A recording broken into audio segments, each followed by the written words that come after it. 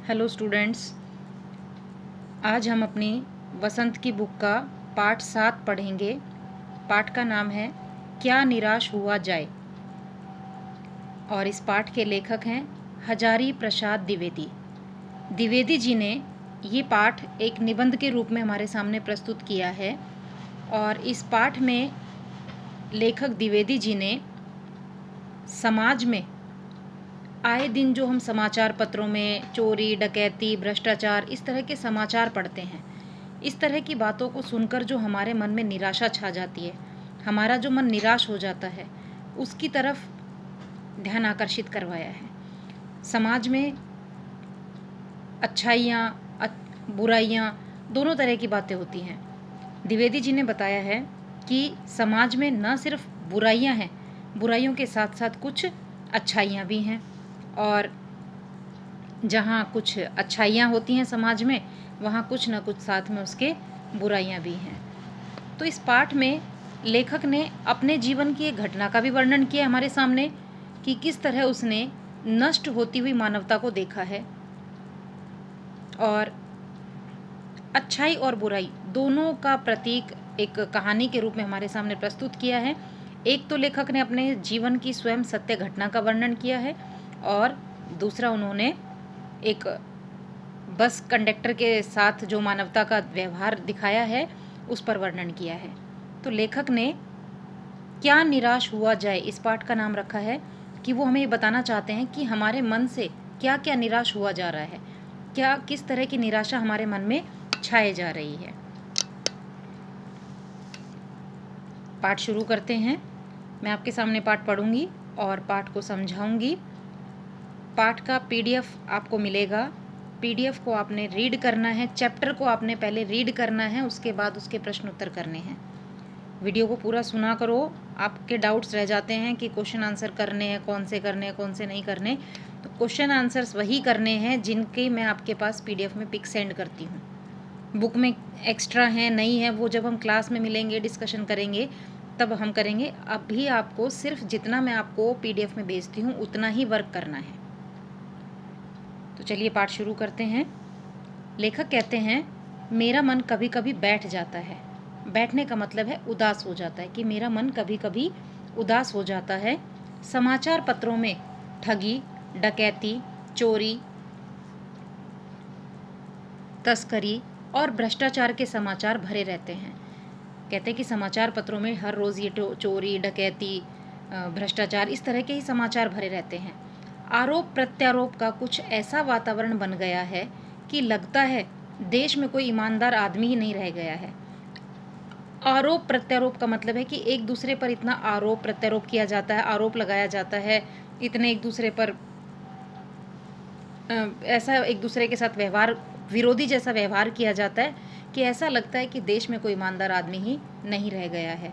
व्यक्ति संदेह की दृष्टि से देखा जा रहा है। जो जितने ही ऊंचे पद पर है उसमें उतने ही अधिक दोष दिखाए जाते हैं। एक बहुत बड़े आदमी ने मुझसे एक बार कहा था कि इस समय सुखी वही है जो कुछ नहीं करता।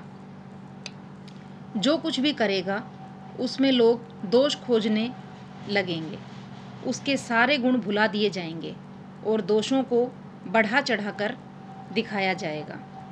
दोष किस में नहीं होते, यही कारण है कि हर आदमी दोषी अधिक दिख रहा है, गुणी कम और या बिल्कुल ही नहीं। स्थिति अगर ऐसी हो तो निश्चय ही चिंता का विषय है। यहाँ लेखक कहते हैं कि मेरा मानना है कि इंसान वही सुखी है जो कुछ नहीं करता, क्योंकि अगर व्यक्ति अच्छा कार्य करता है तो भी उसके अंदर दोष निकाले जाते हैं। हर व्यक्ति के अंदर दोष अधिक और गुण कम देखे, उसके दोष, उसकी गलतियों को ज़्यादा देखा जाता है, उसके गुणों को कम देखा जाता है। तो अगर ऐसी स्थिति है तो ये तो बहुत चिंताजनक विषय है। यदि हम किसी व्यक्ति की सिर्फ कमियों को देखेंगे तो फिर हम उसकी अच्छाइयों को कैसे देखेंगे। अगर उसके अंदर 4 कमियां हैं तो 2 अच्छाइयां भी तो हैं। परंतु हम क्या करते हैं, अपनी ईर्ष्या भाव में केवल उसकी कमियों को देखते हैं, उसकी अच्छाइयों को नहीं देखने का प्रयास करते। क्या यही भारतवर्ष है जिनका सपना तिलक, गांधी ने देखा था? रविंद्रनाथ ठाकुर और मदन मोहन मालवीय का महान संस्कृति सभ्य भारत किस अतीत के गहर में डूब गया है? आर्य और द्रविड़, हिंदू और मुसलमान, यूरोपीय और भारतीय आदर्शों की मिलन भूमि, मानव महासमुद्र क्या सूख ही गया है? मेरा मन कहता है ऐसा हो ही नहीं सकता। हमारे महान मनीषियों के सपनों का भारत है, यह भारत है और रहेगा। लेखक कहता है कि जिस भारतवर्ष का सपना तिलक और गांधी जी ने देखा था, क्या ये वो भारत अब नहीं रहा? पर मेरा मन ये कहता है कि हमारे मनीषियों ने, मतलब हमारे महान व्यक्तियों ने जो स्वप्न जिस भारत का देखा था, वही भारत हमारा हमेशा रहेगा। यह सही है कि इन दिनों कुछ ऐसा माहौल बना है कि ईमानदारी से मेहनत करके जीविका चलाने वाले निरीह और भोले भाले श्रमजीवी पिस रहे हैं और झूठ और फरेब का रोजगार करने वाले फल फूल रहे हैं। ईमानदारी को मूर्खता का पर्याय समझा जाने लगा है। सच्चाई केवल भीरू और बेबस लोगों के हिस्से पड़ी है। भीरू का मतलब है डरपोक। ऐसी स्थिति में जीवन के महान मूल्यों के बारे में लोगों की आस्था ही हिलने लगी है। इसमें लेखक अपनी चिंता जता रहा है कि आज देश का ऐसा माहौल बन गया है कि ईमानदारी से जो जीवन निर्वाह चलाते हैं, जो अपनी जीविका चलाते हैं, उन्हें मूर्ख समझा जाता है, कमज़ोर समझा जाता है। और इसमें पिस कौन रहा है? भोले भाले कमज़ोर निरीह कमज़ोर व्यक्ति जो हैं वो पिस रहे हैं, और जो झूठ फरेब धोखेबाजी का कारोबार करते हैं वो फल फूल रहे हैं। ठीक है। भीरू का मतलब यहाँ शब्द का मैंने अर्थ बताया डरपोक। भारतवर्ष ने कभी भी भौतिक वस्तुओं के संग्रह को अधिक महत्व नहीं दिया। भौतिक वस्तुओं का मतलब है कि जो अपनी सुख सुविधाओं का सामान है, इनका संग्रह करने पर कभी भी अधिक महत्व नहीं दिया है। उसकी दृष्टि से मनुष्य के भीतर जो महान आंतरिक गुण स्थिर भाव से बैठा हुआ है, मतलब भारत का मानना है कि जो मनुष्य के भीतर उसका महान आंतरिक गुण जो स्थिर रूप से उसके मन में समाया हुआ है, वही चरम और परम है, मतलब वही प्रमुख है। लोभ, मोह, काम, क्रोध आदि विचार मनुष्य में स्वाभाविक रूप से विद्यमान रहते हैं, पर उन्हें प्रधान शक्ति मान लेना और अपने मन तथा बुद्धि को उन्हीं के इशारे पर छोड़ देना बहुत बुरा आचरण है। भारतवर्ष ने कभी भी उन्हें उचित नहीं माना। उन्हें सदा संयम के बंधन से बांधकर रखने का प्रयत्न किया है, परंतु भूख की उपेक्षा नहीं की जा सकती, बीमारी के लिए दवा की उपेक्षा नहीं की जा सकती, गुमराह को ठीक रास्ते पर ले जाने के उपायों की उपेक्षा नहीं की जा सकती। इसमें लेखक ने कहा कि यदि हमारे अंदर कुछ कमियां हैं तो उनको सुधार करने की हमें आवश्यकता पड़ती ही पड़ती है। हुआ यह है कि इस देश के कोटि कोटि दरिद्र जनों की हीन अवस्था को दूर करने के लिए ऐसे अनेक कायदे कानून बनाए गए हैं जो कृषि, उद्योग, वाणिज्य, शिक्षा और स्वास्थ्य की स्थिति को अधिक उन्नत और सुचारू बनाने के लक्ष्य से प्रेरित है। कोटि कोटि मतलब करोड़ों करोड़ों, दरिद्र जनों मतलब गरीब लोगों को, दरिद्र मतलब जो गरीब लोग हैं, वाणिज्य का मतलब है व्यापार, स्वास्थ्य की स्थिति से अधिक उन्नत और सुचारू बनाने के लक्ष्य से प्रेरित है। परंतु जिन लोगों को इन कार्यों में लगना है, उनका मन सब समय पवित्र नहीं होता।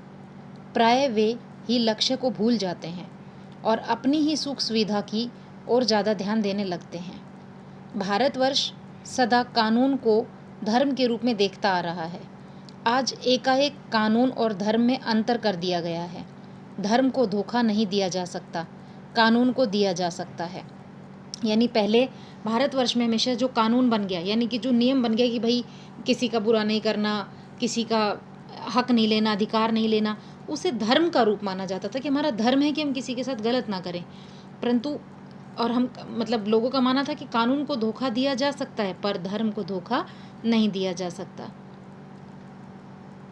धर्म को यही कारण है कि लोग धर्म भीरू हैं। धर्म भीरू मतलब धर्म से डरने वाले। यही कारण है कि लोग धर्म के नाम पर डरते हैं। वे कानून की त्रुटियों से लाभ उठाने में संकोच नहीं करते। मतलब वे कानून की गलतियों को, तो कानून से जो गलतियाँ होती हैं उन त्रुटियों से तो लाभ उठाने का में बिल्कुल भी संकोच नहीं करते, परंतु धर्म से डरपोक हैं। इस बात के पर्याप्त प्रमाण खोजे जा सकते हैं कि समाज के ऊपरी वर्ग में चाहे जो भी होता रहा हो, भीतर भीतर भारतवर्ष अब भी यह अनुभव कर रहा है कि धर्म कानून से बड़ी चीज़ है। अब भी सेवा, ईमानदारी, सच्चाई, आध्यात्मिकता, आध्यात्मिकता का मतलब है धार्मिकता, धर्म की भावना जो मन में होती है, के मूल्य बने हुए हैं। वे दब अवश्य गए हैं लेकिन नष्ट नहीं हुए। लेखक कहता है कि भारत में आज भी अंदर ही अंदर धर्म को सबसे कानून से बड़ी चीज़ माना जाता है।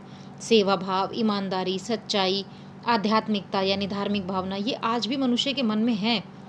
कहीं ना कहीं दब गए हैं, मतलब व्यक्ति थोड़ा थोड़ा उन्हें भूलता जा रहा है, पर नष्ट अभी भी नहीं हुए हैं। आज भी वह मनुष्य से प्रेम करता है, महिलाओं का सम्मान करता है, झूठ और चोरी को गलत समझता है, दूसरों को पीड़ा पहुंचाने को पाप समझता है। हर आदमी अपने व्यक्तिगत जीवन में इस बात का अनुभव करता है। समाचार पत्रों में जो भ्रष्टाचार के प्रति इतना आक्रोश है, वह यही साबित करता है कि हम ऐसी चीज़ों को गलत समझते हैं और समाज में उन तत्वों को की प्रतिष्ठा कम करना चाहते हैं जो गलत तरीके से धन या मान संग्रह करते हैं। कहते हैं कि समाज में उन तत्वों की प्रतिष्ठा को हम कम करना चाहते हैं। प्रतिष्ठा का मतलब उनके महत्व को कम करना चाहते हैं जो गलत तरीके से धन या मान कमाते हैं। संग्रह करना मतलब इकट्ठा करना। दोषों का पर्दाफाश करना बुरी बात नहीं है। बुराई यह मालूम होती है कि किसी के आचरण के गलत पक्ष को उद्घाटित करके उसमें रस लिया जाए। ये कहते हैं कि किसी की गलतियों का पर्दाफाश करना कोई बुरी बात नहीं है। बुराई इसमें होती है कि हम किसी के आचरण के गलत पक्ष को, किसी ने कोई व्यवहार किया, उसके उस व्यवहार के गलत पक्ष को उद्घाटित करना, मतलब उसको उजागर करना, उसको सामने लाना और उसमें आनंद लें, कि यानी कि किसी के गलत व्यवहार को सामने लाकर हम उसमें आनंद उठाएं और दोषोद्घाटन को एकमात्र कर्तव्य मान लिया जाता है और दोषों को गिनवाना ही केवल एकमात्र कर्तव्य मान लिया जाता है। बुराई में रस लेना बुरी बात है, अच्छाई में उतना ही रस लेकर उजागर न करना और भी बुरी बात है। कहते हैं किसी की बुराई का आनंद उठाना बहुत गलत बात है और अच्छाई में उस बात का मज़ा न लेना, उस बात का रस आनंद न लेना और भी बुरी बात है। सैकड़ों घटनाएं ऐसी घटती हैं जिन्हें उजागर करने से लोकचित्त में अच्छाई के प्रति अच्छी भावना जगती है। अब लेखक अपने जीवन की घटना का वर्णन करेंगे कि एक बार रेलवे स्टेशन पर टिकट लेते हुए गलती से मैंने 10 के बजाय 100 रुपये का नोट दिया और मैं जल्दी जल्दी में गाड़ी में आकर बैठ गया। थोड़ी देर में टिकट बाबू उन दिनों के सेकंड क्लास के डिब्बे में हर आदमी का चेहरा पहचानता हुआ उपस्थित हुआ। उसने मुझे पहचान लिया और बड़ी विनम्रता के साथ मेरे हाथ में 90 रुपये रख दिए और बोला, यह बहुत गलती हो गई, आपने भी नहीं देखा, मैंने भी नहीं देखा। उसके चेहरे पर विचित्र संतोष की गरिमा थी। मैं चकित रह गया, मतलब मैं हैरान रह गया। कैसे कहूँ कि दुनिया में सच्चाई और ईमानदारी लुप्त हो गई है। लुप्त का मतलब गायब होना, ख़त्म हो जाना। लेखक कहता है कि मैं कैसे कह दूं कि दुनिया में से सच्चाई और ईमानदारी ख़त्म हो गई है। वैसी अनेक अवांछित घटनाएं भी हुई हैं, परंतु यह एक घटना ठगी और वंचना की अनेक घटनाओं से अधिक शक्तिशाली है। एक बार मैं बस में यात्रा कर रहा था। मेरे साथ मेरी पत्नी और 3 बच्चे भी थे। बस में कुछ खराबी थी। यहाँ लेखक अपने साथ घटित एक और घटना का वर्णन करेगा जो उसके जीवन में घटित हुई है और जिससे उसने समाज में अच्छाई और ईमानदारी अभी भी लुप्त नहीं हुई है, ये वो हमें बता रहा है। लेखक हमारे सामने अपनी इन दोनों घटनाओं का वर्णन इसलिए कर रहा है कि जो लोग निराश हो रहे हैं, उसने इसीलिए पाठ का नाम रखा क्या निराश हुआ जाए, कि जो लोग निराश हो गए हैं जिन्होंने आशा छोड़ दी है कि समाज में अच्छाई और ईमानदारी है, उन लोगों के मन में इस तरह की आशा का भाव जगाना कि नहीं, समाज में अच्छाई, ईमानदारी, भाईचारा, सद्भावना, सहयोग की भावना आज भी है। ज़रूरत है केवल हमें उसको पहचानने की या अच्छाई के साथ अच्छाई करने की। तो लेखक जिक्र करते हैं कि बस में कुछ खराबी थी, रुक रुक कर चलती थी। गंतव्य से 8 किलोमीटर पहले ही एक निर्जन सुनसान स्थान में बस ने जवाब दे दिया। यहाँ शब्द आया है गंतव्य। गंतव्य शब्द का अर्थ है पहुँचने का स्थान, कि जहाँ आपको, आपकी जो मंजिल है, जहाँ आपको जाना है, वो जगह क्या कहलाती है? गंतव्य। निर्जन मतलब सुनसान, निर्जन मतलब जहाँ कोई भी जन नहीं है। ऐसे स्थान पर जाकर उनकी बस खराब हो गई। रात के कोई 10 बजे होंगे। बस में यात्री घबरा गए। कंडक्टर उतर गया और एक साइकिल लेकर चलता बना। लोगों को संदेह हो गया कि हमें धोखा दिया जा रहा है। बस में बैठे लोगों ने तरह तरह की बातें शुरू कर दी। किसी ने कहा, यहाँ डकैती होती है। 2 दिन पहले इसी तरह एक बस को लूटा गया था। परिवार सहित अकेला मैं ही था। बच्चे पानी पानी चिल्ला रहे थे। पानी का कहीं ठिकाना न था। ऊपर से आदमियों का डर समा गया था। कुछ नौजवानों ने ड्राइवर को पकड़कर मारने पीटने का हिसाब बनाया। ड्राइवर के चेहरे पर हवाइयाँ उड़ने लगी, मतलब वो घबरा गया। ड्राइवर जो था वो घबरा गया। लोगों ने उसे पकड़ लिया। वह बड़े कातर ढंग से मेरी ओर देखने लगा। कातर मतलब बड़े दया भाव से, कि जैसे वो मदद मांग रहा हो, सहायता मांग रहा हो, और बोला, हम लोग बस का कोई उपाय कर रहे हैं, बचाइए, ये लोग मारेंगे। डर तो मेरे मन में भी था, पर उसको उसकी कातर मुद्रा, यानी उसकी डर की जो स्थिति थी, उसके डर का जो भाव था, मुद्रा का मतलब है डर का भाव, उसके डर के भाव को देखकर, उसके डर के भाव को देखकर मैंने यात्रियों को समझाया कि मारना ठीक नहीं है। परंतु यात्री इतने घबरा गए थे कि मेरी बात सुनने को तैयार नहीं हुए। कहने लगे, इसकी बातों में मत आइए, धोखा दे रहा है। कंडक्टर को पहले ही डाकुओं के यहाँ भेज दिया है। मैं भी बहुत भयभीत था, डरा हुआ था, पर ड्राइवर को किसी तरह मारपीट से बचाया। फिर कहते हैं कि पर मैंने ड्राइवर को किसी तरह मारपीट से तो बचाने का प्रयास किया, बचाया उसे। 1.5-2 घंटे बीत गए। मेरे बच्चे भोजन और पानी के लिए व्याकुल थे। मेरी पत्नी की हालत बुरी थी। लोगों ने ड्राइवर को मारा तो नहीं, पर उसे बस से उतारकर एक जगह घेर कर रखा। कोई भी दुर्घटना होती तो पहले ड्राइवर को समाप्त कर देना उन्हें उचित जान पड़ा। उन्हें लगा कि अगर हमारे साथ कोई भी घटना घटती है, कोई डकैत वगैरह होती है, चोरी वगैरह होती है, चोर आते हैं, डाकू आते हैं लूटने, तो सबसे पहले किसको मारेंगे? ड्राइवर को मार देंगे। मेरे गिड़गिड़ाने का कोई विशेष असर नहीं पड़ा, मतलब लेखक ने जो प्रयास किया उसे बचाने का, उसका उन पर कोई विशेष प्रभाव नहीं पड़ा। इसी समय क्या देखता हूँ कि एक खाली बस चली आ रही है और बस पर हमारा बस कंडक्टर भी बैठा हुआ है। उसने आते ही कहा, अड्डे से नई बस लाया हूँ, इस बस पर बैठिए। वह बस चलने लायक नहीं है। फिर मेरे पास में लोटे में पानी और थोड़ा दूध लेकर आया और बोला, पंडित जी, बच्चों का रोना मुझसे देखा नहीं गया। वहीं दूध मिल गया, थोड़ा लेता आया। यात्रियों की जान में जान आई। सबने उसे धन्यवाद दिया, ड्राइवर से माफ़ी मांगी और 12 बजे से पहले ही सब बस अड्डे पहुंच गए। कैसे कहूँ कि मनुष्यता एकदम समाप्त हो गई है। लोगों को अपनी इस हरकतों पर शर्मिंदगी हुई कि कंडक्टर को वो सोच रहे थे कि वो भाग गया, चोरों को बुलाने गया है, जबकि कंडक्टर सबकी जान बचाने के लिए जल्दी से जाकर दूसरी बस लेकर आया था। तो लेखक कहता है कि मैं कैसे कहूँ कि मनुष्यता समाप्त हो गई है, कैसे कहूँ कि लोगों में दया माया रह ही नहीं गई है।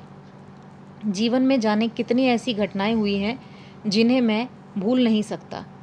ठगा भी गया हूँ, धोखा भी खाया है, परंतु बहुत कम स्थलों पर विश्वासघात नाम की चीज़ मिलती है। केवल उन्हीं बातों का हिसाब रखो जिनमें धोखा खाया है, तो जीवन कष्टकर हो जाएगा। परंतु ऐसी घटनाएं भी बहुत कम नहीं हैं जब लोगों ने अकारण सहायता की है। निराश मन को ढांढस दिया है। ढांढस मतलब धीरज बंधाया, हिम्मत बंधाई है और हिम्मत बंधाई है। कविवर रविंद्रनाथ ठाकुर ने अपने प्रार्थना गीत में भगवान से प्रार्थना की कि संसार में केवल नुकसान ही उठाना पड़े, धोखा ही खाना पड़े, तो ऐसे अवसरों पर भी हे प्रभु मुझे ऐसी शक्ति दो कि मैं तुम्हारे ऊपर संदेह न करूं। लेखक ने बताया कि उसे भी जीवन में बहुत बार धोखा खाना पड़ा, विश्वासघात भी हुआ, पर वो कहता है कि यदि हम उसी चीज़ को याद रखेंगे जो हमने धोखा खाया, जो हमारे जीवन में बुरा हुआ, केवल उसी को याद रखेंगे तो जीवन को जीना मुश्किल हो जाएगा। मनुष्य की बनाई विधियां गलत नतीजे तक पहुंच रही हैं तो उन्हें बदलना होगा। वस्तुतः आए दिन इन्हें बदला ही जा रहा है, लेकिन अब भी आशा की ज्योति बुझी नहीं है। महान भारतवर्ष को पाने की संभावना बनी हुई है, बनी रहेगी। मेरे मन, निराश होने की ज़रूरत नहीं है। यहाँ लेखक ने बताया कि जो मनुष्यता, जो मानवता लोगों में थोड़ी बहुत लुप्त होती जा रही है, वो पूरी तरह से नष्ट नहीं हुई है। आज भी हमें आशा है, उम्मीद है कि जल्द ही भारतवर्ष फिर पहले जैसा भारतवर्ष बन जाएगा, जहाँ लोगों में नैतिकता का भाव होगा, मनुष्यता का भाव होगा, सहयोग, भाईचारे का भाव होगा। तो इसीलिए लेखक ने कहा कि क्या निराश हुआ जाए, कि अभी निराश नहीं होना है। अभी भी समय है जब भारतवर्ष पहले जैसा महान भारतवर्ष को पाने की जो संभावना है वो बनी हुई है और हमेशा बनी रहेगी। अब हम इसके प्रश्नोत्तर डिस्कशन करेंगे।